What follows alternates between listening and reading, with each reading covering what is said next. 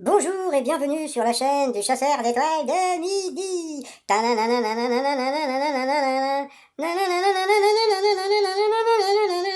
C'est la musique des 12 coups de midi, hein. Je sais pas si vous avez reconnu, mais c'est ça. Allez, ça va commencer, petit résumé, les 12 coups de midi d'aujourd'hui. Jean-Luc Reichmann nous a encore montré donc l'étoile mystérieuse que Fifou Premier a trouvée. Donc en parlant de Fifou Premier, le voici.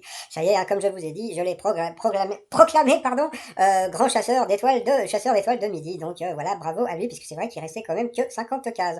Au coup d'envoi, la question trop dure pour lui. Quel oiseau est devenu en 1949 le symbole de la paix? Donc bien sûr, c'était la coco, la lelon, la colombe. Après, vous aviez Alexis. Alors pour Alexis, dans les avions, qu'est-ce que le personnel a pris l'habitude de surnommer Georges? Alors sur la gauche de l'appareil, PNC à vos portes, veuillez passer sur Manuel Macron. Donc c'était le pilote automatique. Ensuite, vous aviez Arnaud qui était venu avec son papa. Alors à qui Vianney s'adresse-t-il dans la chanson Beau Papa? Eh bien c'était à la fille de son amoureuse. Après, vous aviez Djeneba qui était venu avec son copain Abdul. Quelle est la particularité de l'hôtel Arbès situé aux Rousses dans le Jura? Eh bien il est placé sur une frontière. Ensuite, que voulait savoir Hitler quand il a demandé Brent Paris au général von Scholtis? Eh bien, Bruno nous a bien expliqué. Donc voilà, il a dit est-ce que Paris brûle-t-il? Et puis bah voilà, comme on a pu voir, est-ce que Paris est détruit? Mais bon, voilà, Brand Paris en allemand, ça veut dire brûle-t-il? Et voilà, ils l'ont fait passer à l'orange. Donc et après, bon, ils sont revenus sur la décision, mais quand même, c'était un peu du n'importe quoi de voilà de dire Paris brûle-t-il et d'écrire Paris est détruit. Donc bon, je préfère ne rien dire. Après, à qui s'adresse l'application AMI testée par la RATP au printemps dernier à Vélizy dans les Yvelines? Eh bien, c'était aux piétons au téléphone. Je remercie la personne qui me l'a rappelé sur une vidéo.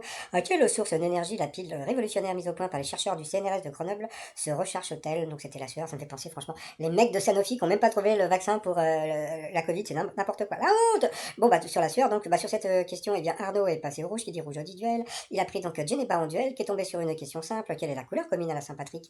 Et au Shamrock, le trèfle irlandais, eh bien c'était le green, le vert. Donc grâce à ça, eh bien Geneba, Bruno et Alexis se sont retrouvés au coup par coup. Et puis c'est Geneba qui est passé donc deux fois à l'orange, donc, et puis donc au rouge qui dit rouge du duel. Elle a pris Alexis en duel, qui a une question simple. Quel lieu réputé pour son melon bénéficiait d'une indication géographique protégée? Bien sûr, c'était Cavaillon. Eh ben non, c'était Quercy. Hein, voilà pourquoi, parce qu'il y a une histoire d'indication de géographie protégée. Donc voilà, moi je pensais qu'il n'y avait que le melon de Cavaillon, donc il y a des melons partout. Ensuite, eh bien, Geneba, Bruno se sont retrouvés en coup fatal. Et puis, au début, il s'est un peu planté, là, le petit Bruno, et puis après, bon, il s'est repris, mais bon, c'est plus Geneva qui a plutôt mal répondu à des questions. Et à la fin, il a gagné, mais comme je l'ai dit, il n'a pas sauté de joie parce que franchement, aujourd'hui, le fait d'avoir tout gagné hier, je pense qu'il était encore dans son truc d'hier. Donc voilà, par rapport au coup de maître, alors que vend la petite fille du comte Tantirsen? Donc elle vend bien sûr des allumettes. Quand tu penses qu'avant, il y avait des gens qui vendaient des allumettes. Donc bon, passons. Après, en 1666, Molière jouait pour la première fois sa pièce intitulée Le Médecin, malgré lui, pardon, oui, bien sûr, c'était ça. Quel pays constitue la plus grande réserve européenne de poissons d'eau douce? Eh bien, c'était la Finlande. Et bien, à cause de ça, il a perdu une étoile et un zéro. Et puis ensuite, dans quel pays se déroule l'histoire de Mary Poppins, dont le film est sorti en 1964? Donc bien sûr, c'était au Royaume-Uni. Et puis à la fin, donc avant de quitter le court, que fait rituellement Novak Djokovic juste après avoir remporté le tournoi de Wimbledon? Eh bien, il a dit l'autre, sans savoir ce que c'était. Eh bien, il mangeait de l'herbe. À cause de ça, il a encore perdu un zéro. Donc, il n'a gagné que 100 euros à partager. Donc, ça fait 50 euros comme mon t-shirt de 100 euros coupé en deux. Donc, ça fait 50 euros. Voilà. Sinon, par rapport à l'étoile mystérieuse, comme hier, donc comme je vous l'ai dit sur ma vidéo précédente, hein, donc comme le fond de l'image, c'était le Kilimanjaro parce que Pierre Ninet avait un tout petit rôle dans le film du Kilimanjaro. Donc bon bah là, bon, par rapport à la nouvelle étoile mystérieuse, je sais pas ce que je vais vous dire. Bon, je sais pas, qu'est-ce que je vais pouvoir vous dire par rapport à ça? Je sais pas. Tiens, on va partir sur. Tiens, comme bientôt il va y avoir. Comment dire, l'inspecteur Mattei qui va revenir, je me dis, tiens, et pourquoi ils feraient pas un peu de pub et qu'ils font exprès de mettre quelqu'un? Alors on va dire Véronique Jeannot. Voilà. Et pourquoi Véronique Jeannot? Parce qu'elle a tourné avec Jean-Luc Reichmann, donc dans Léo Mattei. Et voilà, puis alors pourquoi avec les palmiers? Parce qu'un jour elle est partie en vacances aux Antilles, et puis même, comment dire, ça se trouve, c'est peut-être aussi la Réunion, etc., etc.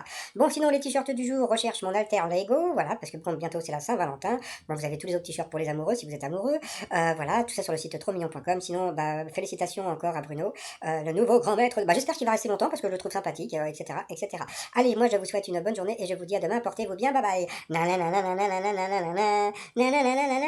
Bon, passons.